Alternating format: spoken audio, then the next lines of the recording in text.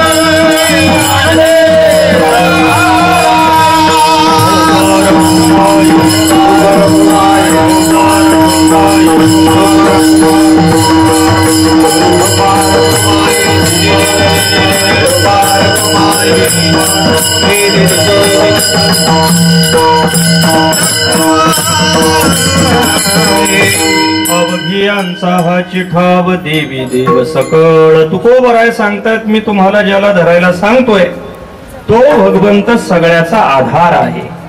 सर्व देवी देवता त्याच्या ठिकाणी राहतात, त्याच्या ठिकाणी निवास करतात.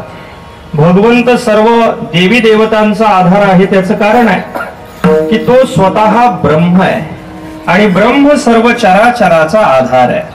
सर्व चराचर ब्रह्मावरती प्रतिष्ठित आहे आणि परमात्मा पंढरीनाथाचं जे वर्णन केलेलं आहे ते वर्णन तुम्ही आम्ही नाही. जेव्हा भगवत पूज्यपाद श्रीमद शंकराचार्य परमात्मा पंढरीनाथाच्या समोर उभे राहिले त्यांनी भगवंताचं वर्णन केलं. महायोग पीठी भीमरथ्या वरम पुंडरीकाय दातुं मुनींद्रैः समागत्य तिष्ठन्तमानंद कंदम परब्रह्मलिंगम भजे पांडुरंगम. परमात्मा पंढरीनाथ म्हणजे साक्षात परब्रह्म आहे, म्हणजे ब्रह्म आहे. फक्त भगवान शंकराचार्यांनीच वर्णन केलं असं नाही. तुकोबराय सांगतात विटेवरती जे उभा आहे ते काय आहे? ते हे ब्रह्म विटे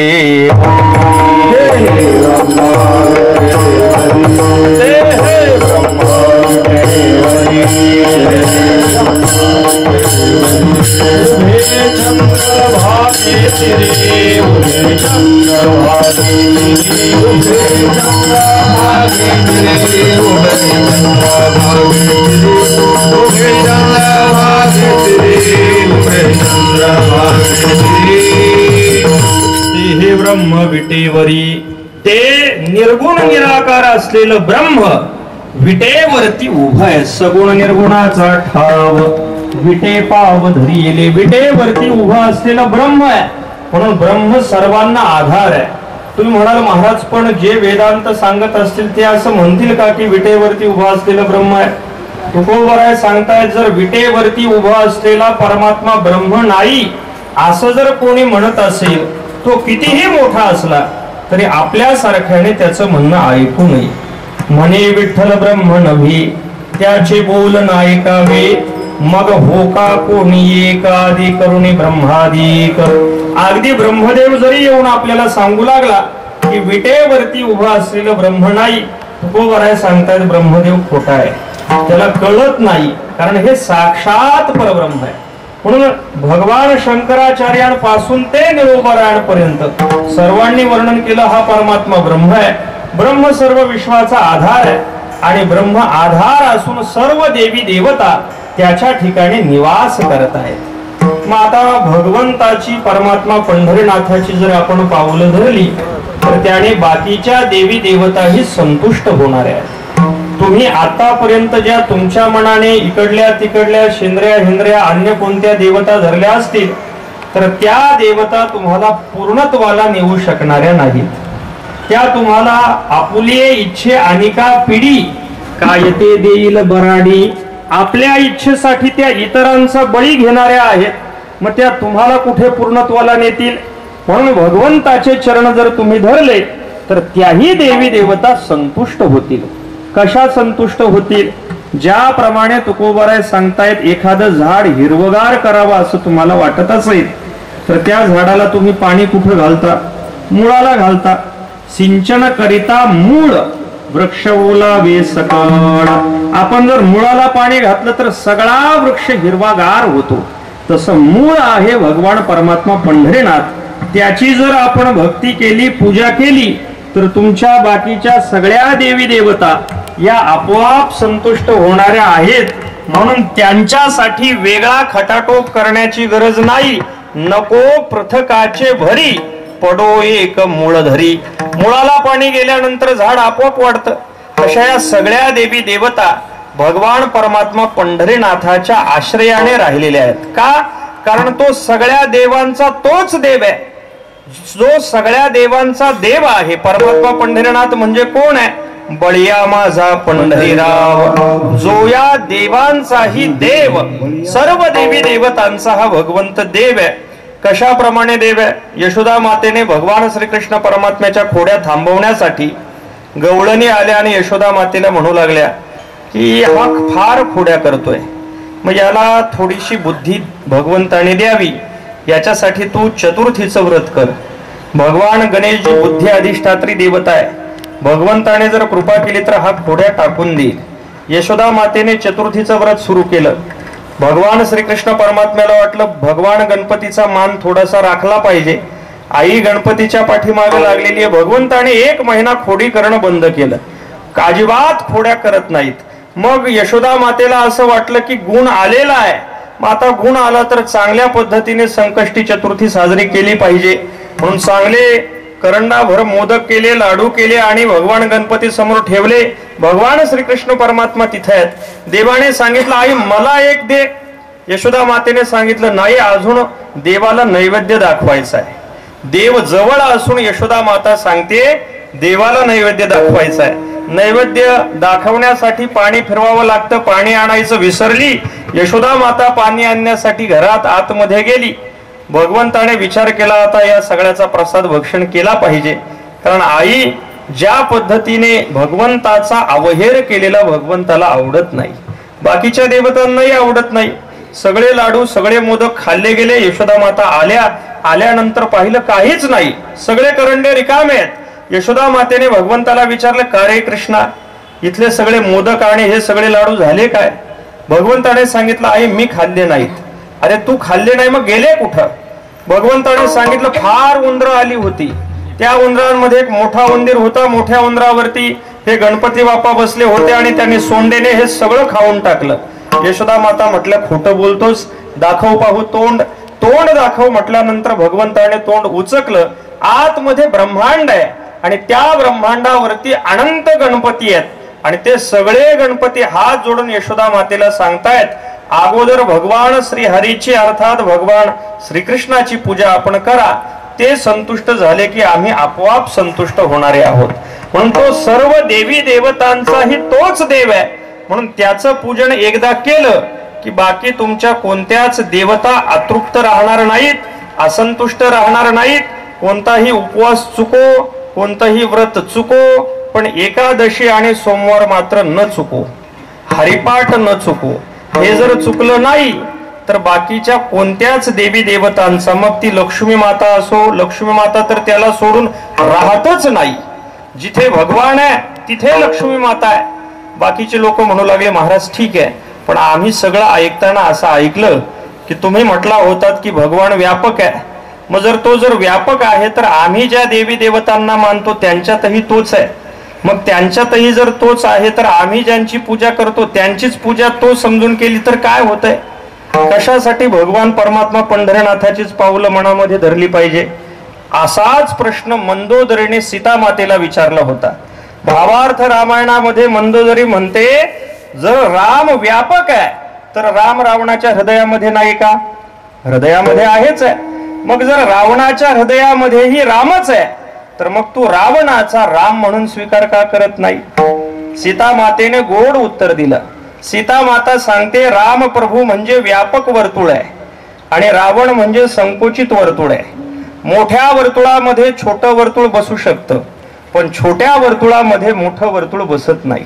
म्हणून रामचंद्र प्रभूंच्या ठिकाणी रावण बसू शकेल, पण रावणाच्या ठिकाणी रामचंद्र प्रभू बसत नाहीत. मत्स्थानी सर्व भूतानी भगवान सांगतायत, पण नचाहम तेषु अस्थितः, पण त्यांच्यामध्ये मात्र मी नाही. म्हणून परमात्मा पंढरीनाथाच्या ठिकाणी सगळ्या देवी देवता येतात, पण सगळ्या देवी देवतांच्या ठिकाणी परमात्मा पंढरीनाथाची ध्यान धारणा होऊ शकत नाही. तरी काही म्हणू लागले महाराज, पण इतक्या दिवसापासून वाडवडील आमचे करत आले, तेही द्यायचे बळी, तेही कापायचे, तेही वाहायचे, तेही करायचे, आणि मग जर आम्ही जर आता बंद केलं आणि मग आमच्यावरती जर आमच्या देवी देवतांचा काही कोप झाला तर यापेक्षा आम्ही असं करतो, तुम्ही सांगितलंय त्याप्रमाणे परमात्मा पंढरीनाथाचीही भक्ती करतो आणि साईड बाय साईड आम्ही ज्यांची भक्ती करत आलो त्यांची करतो. तुकोबारा बोलतात, हा दुहेरी सोस का करतोय, हा दुहेरी दुटप्पीपणा का बाळगतोय. परमात्मा पंढरीनाथाचं भजन झालं म्हणजे सगळ्या देवी देवतांचं भजन झालं. त्याच्यापासून तुम्ही जर इतर काही वेगळं करू लागला तर भेद बुद्धीने उलट दोषच पदरामध्ये पडतील अभंगाच्या शेवटच्या.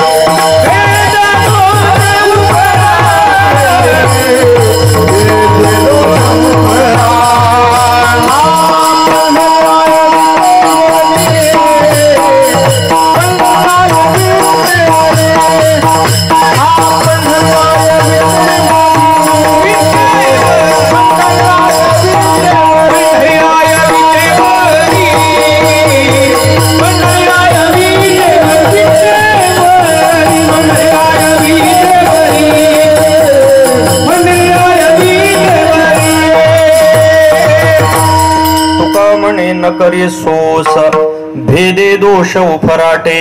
आपण भगवंतापासून जर बाकीच्या देवी देवता वेगळ्या मानल्या तर भगवंतापासून भेद पाहणं होईल आणि त्याने पुण्य पदरात पडण्याच्या ऐवजी दोषच पदरामध्ये पडतील. म्हणून असे दोष पदरात पाडून घेण्याचा सोस का करतोय. यापेक्षा एकच भगवंताची भक्ती कर. त्याची भक्ती केली की बाकीच्या सर्व देवता आपोआप संतुष्ट होणाऱ्या आहेत. म्हणून परमात्मा पंढरीनाथाच्या चरणामध्ये सर्व देवी देवता येतात, सर्व तीर्थ येतात, सर्व क्षेत्र येतात, सर्व तत्व येतात, सर्व मंत्र येतात. या पद्धतीने जो सर्व देवी देवतांचा प्रमुख प्रधान आहे त्याची ध्यान धारणा आपण एकदा का केली की त्यानंतर आपल्याला अन्य काही करावं लागणार नाही. म्हणून अशा भगवंताचीच आपण एकनिष्ठतेने भजन करावं, साधना करावी, अशी ज्ञानाधिष्ठित एकनिष्ठता तुकोबरा या अभंगातून आपल्याला सांगतायत. म्हणून जो आपल्याला धरायचा आहे तो धरणारा किती महत्वपूर्ण आहे हे एकदा का आपल्या लक्षामध्ये चांगलं आलं की नकळत संसार सुटून परमात्मा पंढरीनाथाचे चरण धरले जातील. भगवंताच्या कृपेने हे चरण धरण्याची सद्बुद्धी तुम्हा आम्हा सर्वांना प्राप्त हो अशी प्रार्थना भगवंताच्या चरणी करू. एक सूचना आपल्या समोर ठेवायची तेवढी ठेवू आणि या ठिकाणी वाणीला पूर्णविराम देऊ. सूचना, आपण जाणकार मंडळी आहात, आपल्याला माहिती आहे, पण तरी सुद्धा ज्यांना माहित नाही त्यासाठी त्याचं स्मरण करून दिलं जात आहे. अलीकडच्या काळात देहू क्षेत्रामध्ये जे कार्य घडतंय, प्रातस्मरणीय गुरुवर्य पांडुरंग महाराज घुले यांच्या अथक परिश्रमातून तुकोबरायांची वचनं दगडावरती कोरली गेली आणि विश्वप्रसिद्ध गाथा मंदिर उभं राहिलं. तुकोबरायांची वचनं दगडावरती कोरणे एवढाच त्याचा हेतू मर्यादित नाही, तर तुकोबरायांची वचनं प्रत्येकाच्या हृदयापर्यंत पोहोचण्यासाठी संत श्री तुकोबराय गुरुकुल या गुरुकुलाची स्थापना त्या ठिकाणी घडलेली आहे. नियमित रूपाने 5 वर्ष आणि पुढे ऐच्छिक रूपाने 2 असा 7 वर्षाचा पाठ्यक्रम आहे की ज्यामध्ये वेदांत शास्त्राची प्रस्थानत्रयी, संत वाङ्मयाची प्रस्थानत्रयी, वारकरी भजन, मृदंग, वारी इत्यादी गोष्टींचं ज्ञान विद्यार्थ्यांना दिलं जातं. 5 वर्षामध्ये त्याचं संस्कृत भाषेमध्ये ग्रॅज्युएशन पूर्ण होतं. 7 वर्षामध्ये एम एचं शिक्षण पूर्ण होतं. येणाऱ्या काळात भाषेची त्याला अडचण पडू नये म्हणून मराठी, हिंदी, इंग्रजी आणि संस्कृत या 4 भाषांमधून त्याला शिक्षण दिलं जातं. राहण्याची व्यवस्था, भोजनाची व्यवस्था, सर्व शिक्षण विद्यार्थ्यांना दिलं जातं. कदाचित कोणी असं म्हणेल मग विद्यार्थ्यांकडून किती पैसे घेतले जातात? आनंदाची गोष्ट ही आहे की हे सर्व शिक्षण विद्यार्थ्यांना निशुल्क रूपाने दिलं जातं. कोणतेही पैसे त्यांच्याकडून घेतले जात नाहीत. हा सर्व खर्च मंदिराच्या वतीने होतो. पण गुरुकुलामध्ये प्रवेश घेण्यासाठी काही नियम आहेत. वर्षाच्या मध्ये आधी प्रवेश दिला जात नाही. अक्षय तृतीयेच्या 2 दिवस अगोदर म्हणजे वैशाख शुद्ध प्रतिपदेला पालकांनी आपल्या विद्यार्थ्याला घेऊन देहू क्षेत्रामध्ये गाथा मंदिरावरती यावं. आणत असलेला विद्यार्थी त्याने 10वीची परीक्षा दिलेली असावी. ज्ञानोबरायांचा हरिपाठ, नाथ महाराजांचा हरिपाठ, चिरंजीव पद हे त्याने पाठ केलेलं असावं. 9 दिवसाचं त्या ठिकाणी शिबिर होतं. त्यामध्ये जर तो उत्तीर्ण झाला तर स्थायी रूपाने त्याला गुरुकुलामध्ये शिकण्याची संधी प्राप्त होते. महाराष्ट्राच्या कानाकोपऱ्यातून आपल्या स्वतःच्या कष्टाने उत्तीर्ण होऊन शिक्षण घेणारे 125 विद्यार्थी त्या ठिकाणी अध्ययन करतायत. पण आपणही ही सूचना विद्यार्थ्यांपर्यंत पोहोचवा. न जाणो आपल्या सूचना देण्याने एखाद्याचं वाह्यात व्यसनाकडे जाणारं जीवन थांबेल, संत वाङ्मयाशी जोडलं जाईल आणि एका सुयोग्य समाजाची निर्मिती याद्वारे घडेल.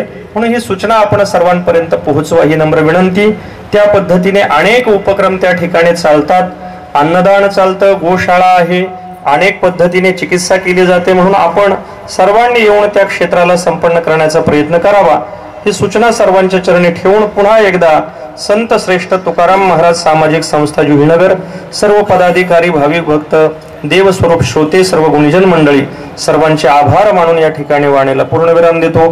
किंबहुना तुमचे केले धर्म कीर्तन हे सिद्धी गेले, येथ माझे जी उरले पायिक. पण संस्थेची अर्थात गाथा मंदिराची माहिती आपल्याला व्हावी याच्यासाठी बाहेर गाथा मंदिराची दिनदर्शिका आणि रोज निशी विक्रीसाठी ठेवलेली आहे. तर भाविकांनी ती जरूर स्वीकारावी आणि त्यामध्ये दिलेली जी माहिती, पंचांग वगैरे आहे त्याचा वापर आपल्या आयुष्यामध्ये करावा. ज्ञानेश्वर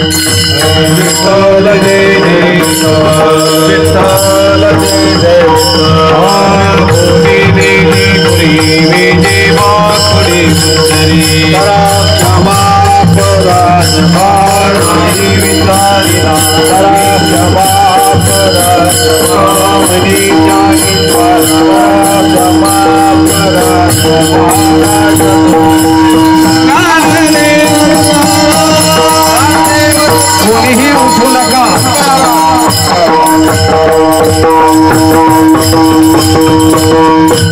कोणी उठू नका, कोणी